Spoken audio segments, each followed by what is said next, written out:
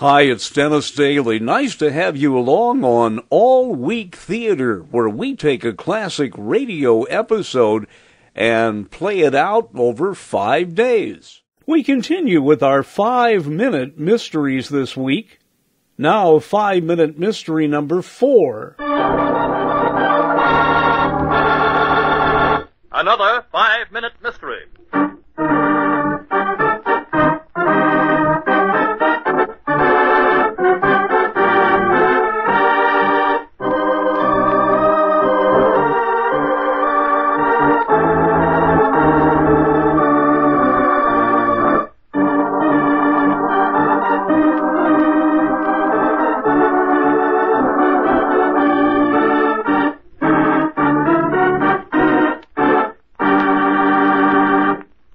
In a hospital on the east side, a dying patient gives a last expiring gasp. He's gone. Slipped through my fingers like water running through a sieve. It's not your fault, Dr. Grant. You've done everything you could. The hospital's certainly not failed to do... Nurse, this man should never have died. Something's wrong. I don't know what it is, but I'm sure that James Towner here did not die of the ailment he came to this hospital for. Nurse, I'm going to get permission to perform an autopsy.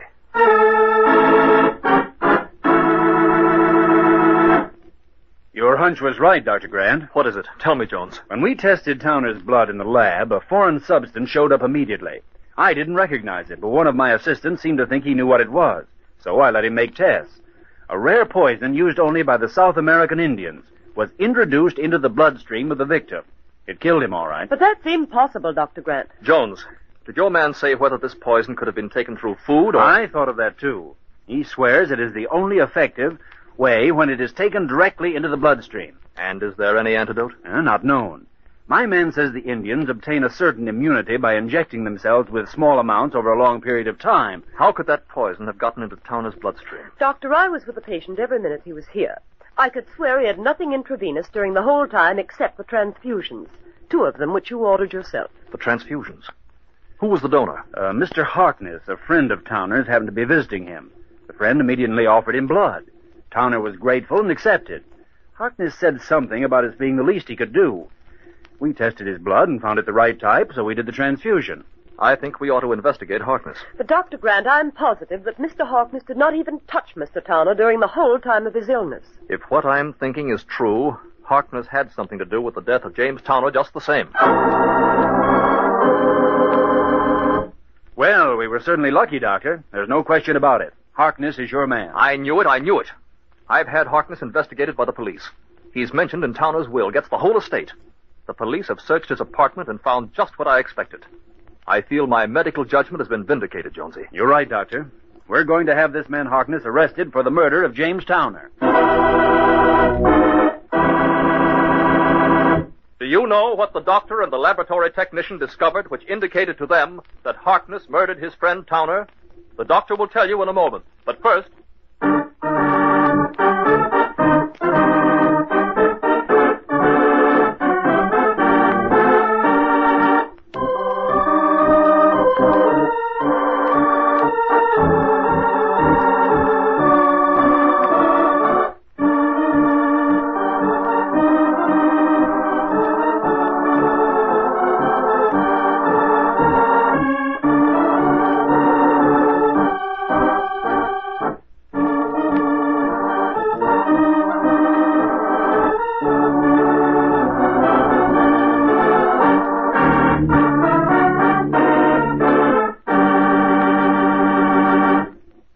And now, back to our story. Well, Doctor, what have you found? The thing that indicated to me the fact that Harkness had a hand in the murder of James Towner was something Jones said when he spoke of the poison, and the way the South American Indians gained immunity from it.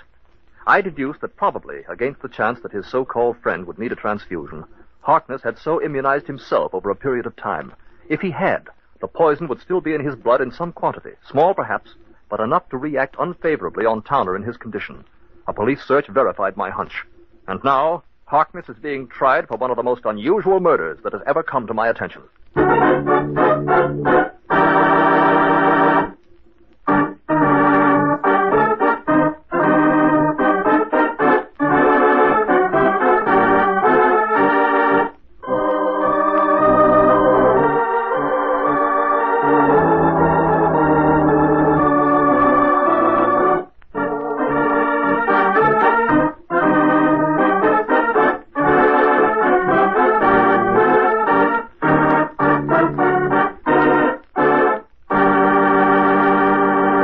So join me next time when I take a classic old-time radio episode and split it up into 5 easy-to-digest pieces, right here on All Week Theater.